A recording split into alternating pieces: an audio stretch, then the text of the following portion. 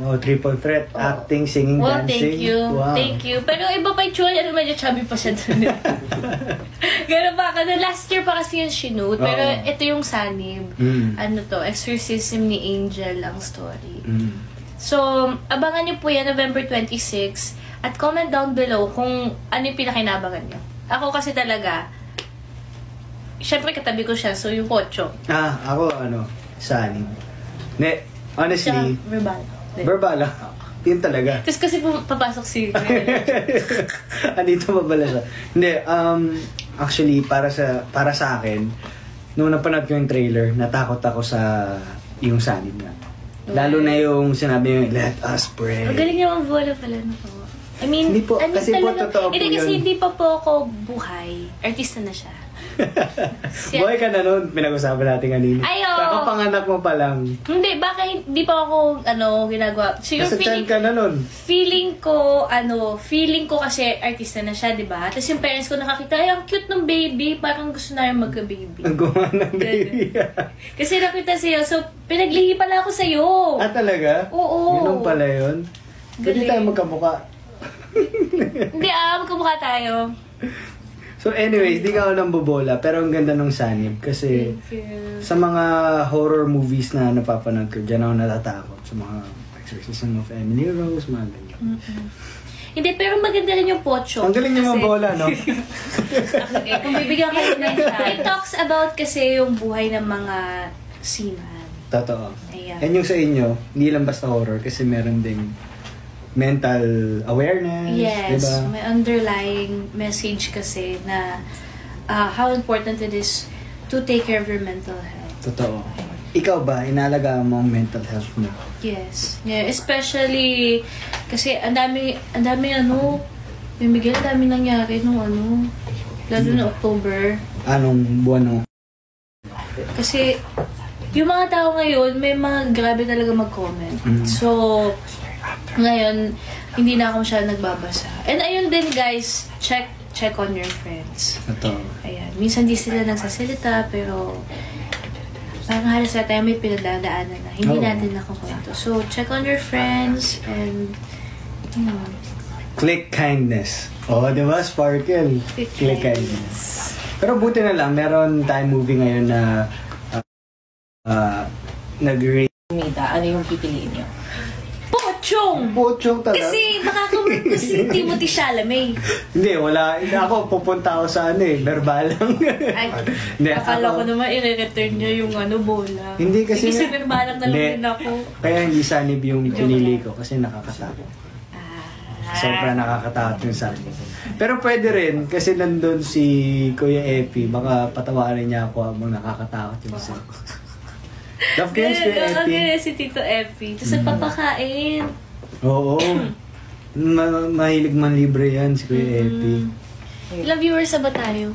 What? 2.5K. 2.5 million? Hi guys. Sorry, laban mata ko. Sino sa tingin yung Ano ito ba kino-comment nyo? Ako, masahin ko. Sino mo sila? Hello po. Hello po. Pa-shoutout po. Ay, no, hindi ko makita yung name Ang bilis Hello Jillian, sabi ni Lizelle. Hello po. Pa-shoutout naman. Pika. Hello. May Di ba paka-random? Oo. Nasa mga as-if. Anong favorite mong gulay sa bahay kubo? Sabi. Singkamas. Singkamas. At Ikaw? talong. Sigarilyas. Hindi, may nakakita ako. Eman daw. Yee! Ano masasabi mo? Hindi ko alam. Nahiya po siya, nahiya po. Sino pipiliin niyo na kasama sa isang kwarto? Si Pochong, Berbalang, o si Jillian na nasaniban? Doon na lang ako sa kay Jillian na nasa Niban. Bakit? Syempre, pag wala na yung Sadip, si Jillian na yung kasama ko, yung Pochong, sa kay Berbalang, baka inip pa ako nun. Diba? Ikaw? So, sinasabi mo hindi talaga nakakatakot yung episode ko? Hindi nakakatakot. Wala, guys, kasi... Nakakatakot, pero papaalisin ko yung manip sa'yo. Paano mo gagawin? Hindi pa umalis. Joke lang. Pero yun. Oh, ano ba to? Kasi tao yun eh. Tao pa rin yun eh. Kaysa creatures kasama mo eh. Oo. Hi guys! Teether 31. 3.7 viewers. Hello po, million. When daw ang showing? Sa... Ngayong November 26, malapit na po. And sa November 24, kami ay nasa Trinoma para sa premiere night ng Gabi ng Lagim. Wow, 3,900 viewers. Shoutout po sa inyo. Pangarap niya daw maging artista. Nakalimutan ko yung pangalan, pero pangarap niya maging artista. Anong mapapayo mo? Never stop dreaming at talagang gawin mo lahat para abot kamay mo ang pangarap. Wow! May book to ba? Parang may book to ba? Hindi, ayun, always pray and kung para sa'yo talaga darating yan. Always pray and kapag napunta na sa'yo, stay grounded and humble. Parang si Sir Miguel Tan Felix, alam mo yun? Parang ilang years na siya sa industry? 25? Something like that. Yeah, pero chill lang siya. Chill lang, chill lang talaga. Yun din ang payo, stay grounded. Sa kahit ano pang ginagawa mo. Uy, Isabel daw. Wow! Wala po si Isabel ngayon. Kaya pag kinasal kayo, flower girl ako. Wow! Gusto mo ikaw na magpari pa eh. Pwede ba yun? Ang bilis naman guys. Bagalan nyo ng comments, hindi namin mabasa. Joke lang. 4,700.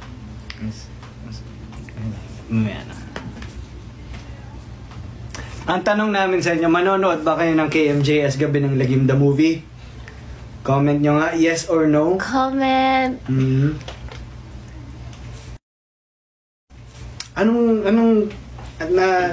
Tanong ko lang. May tanong ko lang. Mahilig ka sa horror movies? Sakto lang. Pero anong naalala mo magandang horror movie? Nagustuhan ko yung although maraming may gustuhin dito, yung Hereditary. Oh, favorite ko rin yan. Pero kung yung mga unsettling movies, yung A Clockwork Orange. Hindi ka pa napanood. Maganda yun. Parang siya, hindi siya horror, pero mas nakaka-mind, mind-blowing. Ganun. Parang mas, weird. Parang psychological. Ganyan. Ngayon, anong pinagkaiba ng horror movie natin sa ibang horror movies? Yun yung follow-up question ko sa'yo. Okay, Tito Boy, ganito kasi. Hindi kasi, syempre, galing to sa Kapuso Mo, Jessica Soho. So, very well-researched yung mga kwentong to. And based siya sa mga totoong storya na nangyari sa mga totoong tao. And more than nakakatakot siya, meron kasi siyang mga parang lessons. Like, kunwari, yung sa Pochong, po siya, parang it raises awareness sa mga buhay ng mga seaman. At saka, kwento mo, ano ba yung Pochong? Actually, ngayon, kanina ko lang nalaman yung story ng Pochong. Ako kasi binasa ko yung script niya para professional lang. Joke lang. Like, syempre, hindi ako sinanda ng script ng story yan. Yung grabe naman siya. Yung story ng akin. Joke lang. Narinig ko lang din sa mga interviews. So yun nga, ang storya ng Pochong ay about sa buhay ni Mark na sumampa ng barko. Seaman kasi siya upang maghanap buhay para sa mga pamilya niya, especially sa lola niya. Pero yun pa lang, 'di ba? Parang horror na yun na mawali ka sa pamilya mo para magtrabaho. Pero bukod doon, horror din na mayroon siyang natunghayan di umano sa ship na kanyang pinagtatrabahuan. At nandun si Pochong. Si Pochong ay isang Indonesian folklore na yung bangkay kasi nila, binabalot nila ng white cloth, natalian dito, sa waist and sa paa. Ngayon, pag nagmumulto yung Pochong, hindi naglalakad, tumatalan-talan. Yun to. Guys, ito na. Tapos may magagulat? Meron, no? Wala nga. Meron. Wala. Wag mo na ganyan, no? Mga ganun-ganun yung Pochong.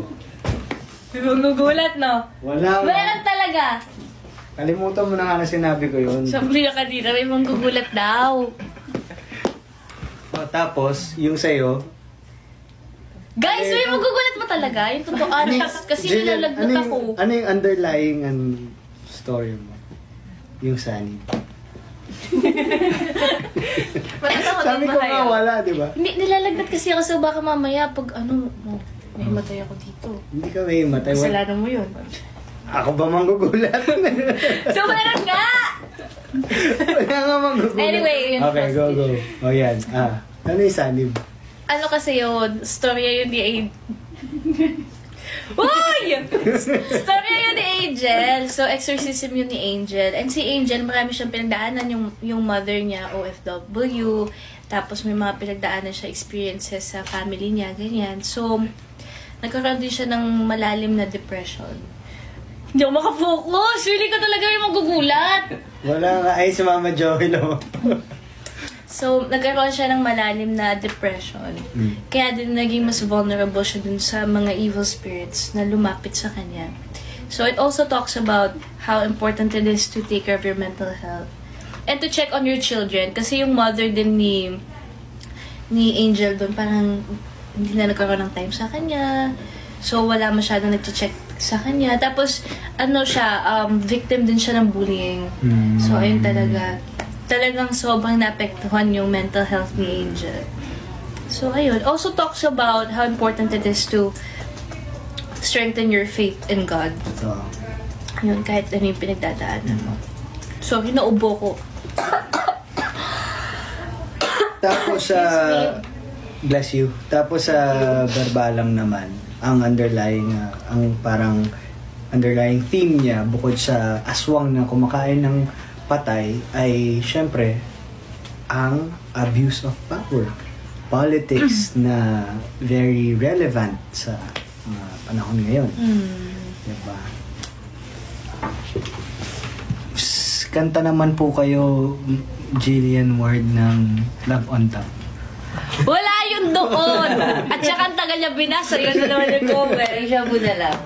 Oh, deja vu na lang. Sasayaw daw po si Miguel Tan Felix ang Standing Next to You. Wow, ang luma